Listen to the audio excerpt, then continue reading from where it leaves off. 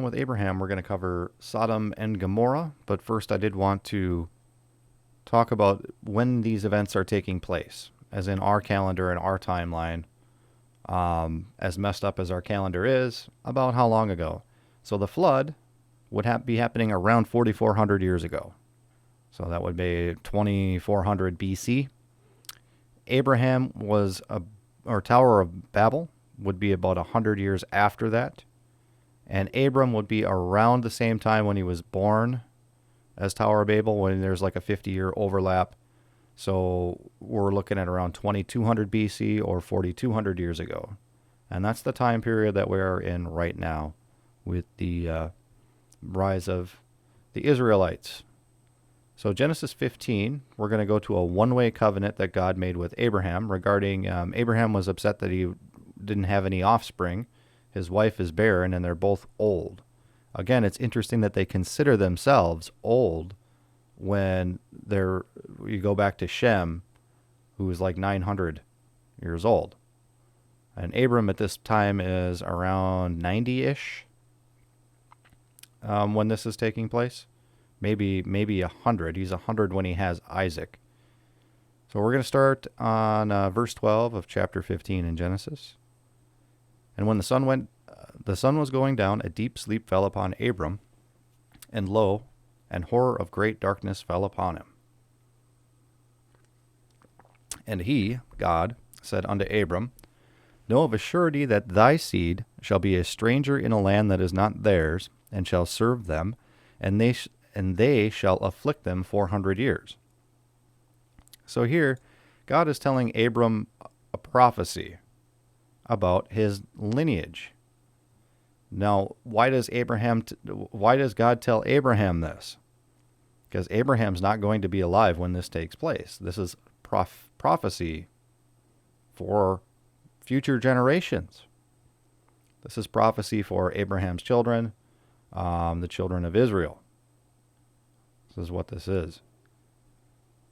And also that nation, whom they shall serve, will I judge, and afterward shall they come out with great substance. Well, this is speaking about when Moses brought the Israelites out of Egypt. And thou shalt go to thy fathers in peace, and thou shalt be buried in old age. But in the fourth generation they shall come hither again, for the iniquity of the Amorites is not yet full. And it shall come to pass that when the sun went down, and it was dark, behold, a smoking furnace and a burning lamp that passed between those pieces. In the same day the Lord made a covenant with Abraham, saying, Unto thy seed have I given this land, from the river of Egypt unto the great river Euphrates. Right there is where the nation of Israel is set up by God. Man can make up whatever borders they want to, but God is saying right here, this is going to be your land. This is your land. Not going to be your land. This is your land. Other people may be occupying it, but kick them out. I said it's yours. And there is some ideas with the Garden of Eden and things like that. There were 3 rivers in the Garden of Eden, and I think the river Euphrates or the Nile, Euphrates was in the Garden of Eden. Well, that was before the flood. After the flood, maybe they just named the rivers the same thing. That doesn't mean the Garden of Eden was there. It's just something to point out. This is after the flood. Everything has been named by people, and God is telling them, because these rivers mark your territory of where I want you to be. So from there, we're going to go to Genesis 16. And I'm sure Abraham had discussions with his wife, Sarah, about, well, God promised me some kids. Said I'm going to have offspring as countless as the stars, and I'm going to have this land over here. And Sarah's like, yeah, well, I'm barren and I'm old. And so what Sarah does is suggests that, why don't you take my Egyptian servant lady, and try and have kids with her, and that will be sort of our kid in place of us not having kids. It'll still be of Abraham's seed, but it's not going to be from Sarah. So Abraham did what his wife told him to do and hooked up with Hagar, to bear Ishmael after 10 years. And what ends up happening from that is, of course, Sarah gets a little bitter that this foreign Egyptian lady now is heir to what Abraham has. He is now the sort of the promised seed, or he's getting the promises, the covenant that was handed to Abraham. So she is upset about it. We move on to Genesis 17. Verse 1, it says, "And when Abraham was 99 years old, the Lord appeared to Abram and said to him, I am the mighty God, walk before me and be perfect." So Abraham is 99 years old when all of this is taking place. Now what we have here is God again saying you're going to have your own seed. You know, it's nice you have another kid, but you're going to have your own seed that's between you and Sarah for the covenant. And this is also here in verse 15 where Abraham, or Abram, gets his name changed to Abraham. I always just call him Abraham. And here also is the prophecy for what their son is going to eventually be called, Isaac. Go to Genesis 18. Genesis 18 is where we start when we're getting into the Sodom and Gomorrah deal. Sodom and Gomorrah. Really, it's such a wicked city that everyone from all around the Sodom and Gomorrah is in multiple cities. And then there's a couple of other smaller cities that are in the same territory that all have the same problem. So it wasn't just Sodom and Gomorrah that was burned down, but they are the biggest ones, and that's where they had actual kings or governors or whatever you want to call them. And that's where Lot wanted to hang out, apparently. So what we have is when Abraham is 99 years old, pre-incarnate Christ shows up with two angels and has a little discussion with Abraham. In this discussion, God talks about Sodom and Gomorrah and the wickedness being great, and what is he going to do about it, Sodom and Gomorrah. And he says his angels are going to go inspect to see, the cry of Sodom is great, and the two angels are going to go down there to go see what's actually going on and perhaps wreak some judgment. And in Genesis 19, where we have a little bit of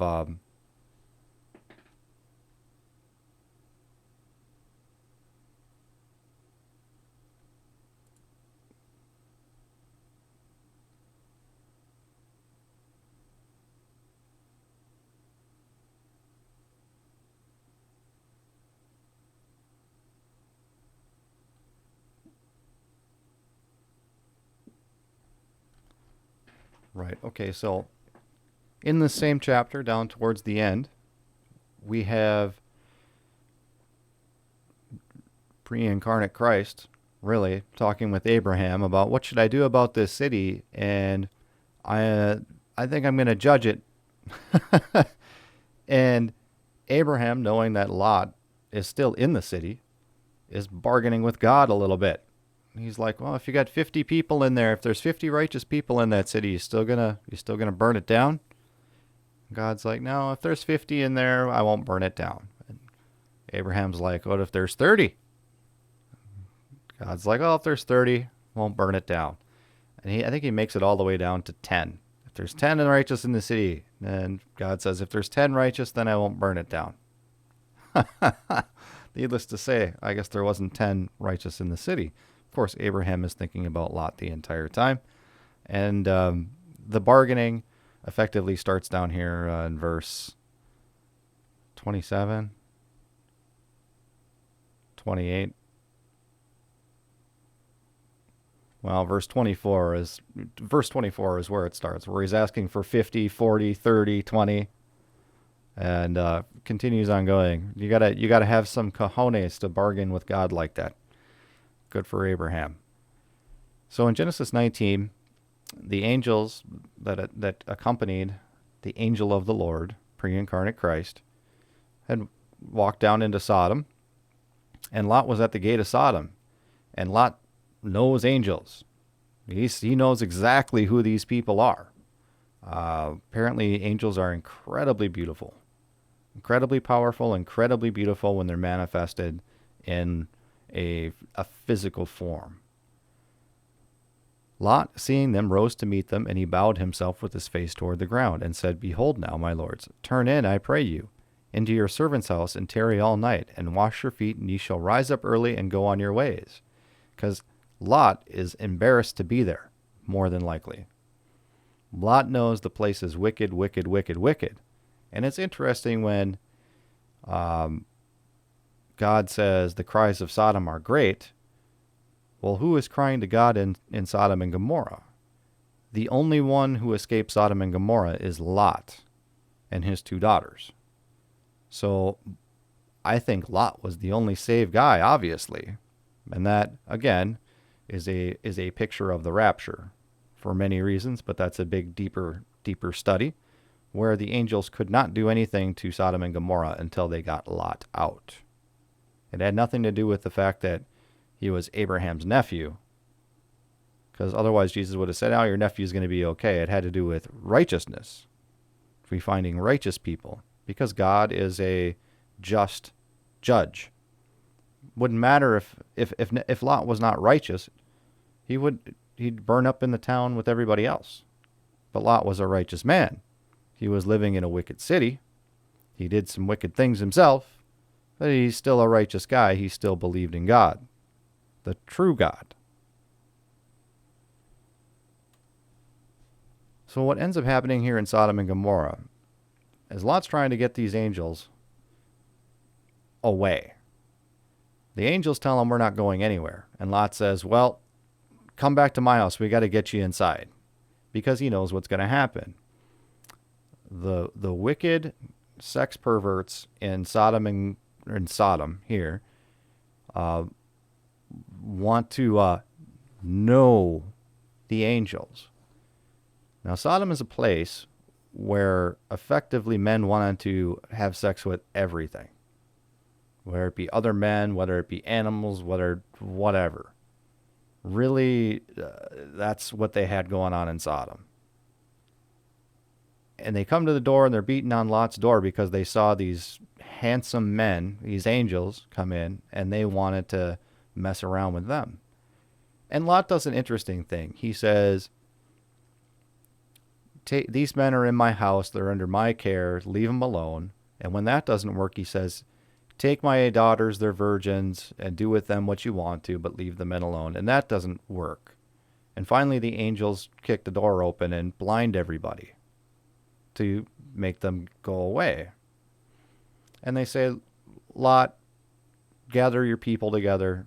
You got to get out of here because we're going to judge the town. And Lot goes to his relatives that are in there, his wife's family, brothers-in-laws and things, and nobody wants to go. No one believes him. No one has any faith. I don't even think his wife had any faith. And in the process of this, I want to find the exact place so I can reference it a little bit here. We're talking about overthrowing the city again.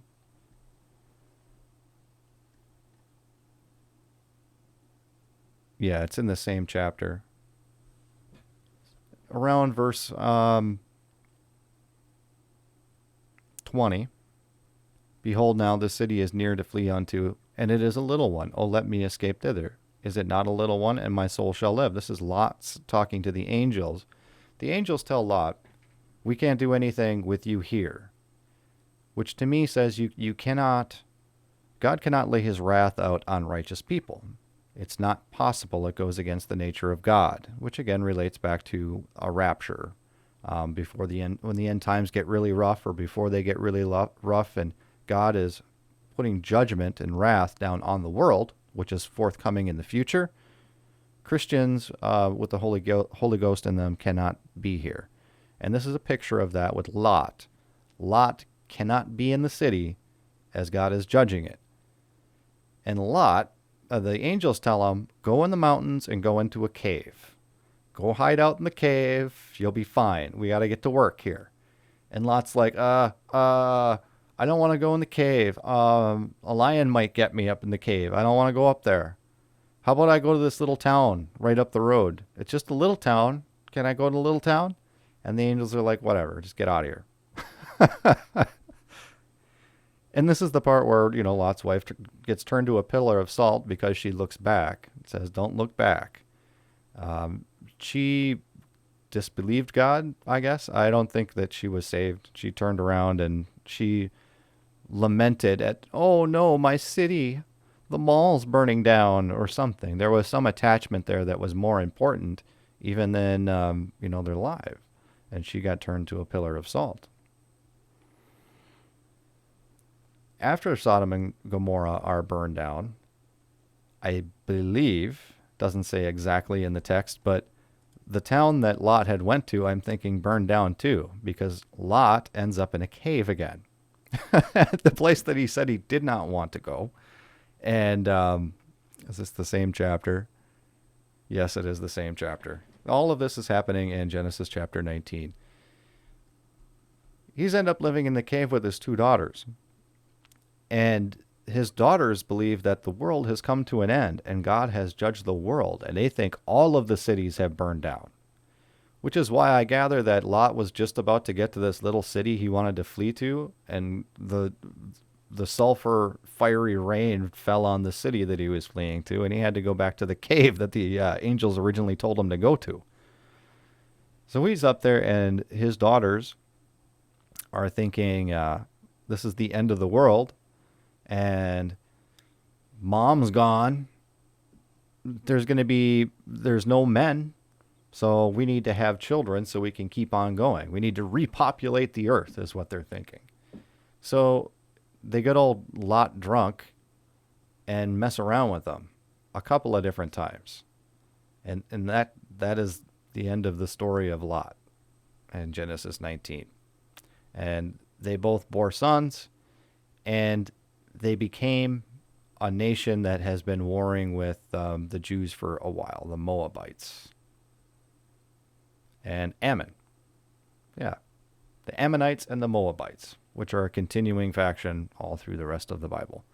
Came from Lot's seed, an incestual seed from Lot. And what's going on in there. Now we have Genesis chapter 20.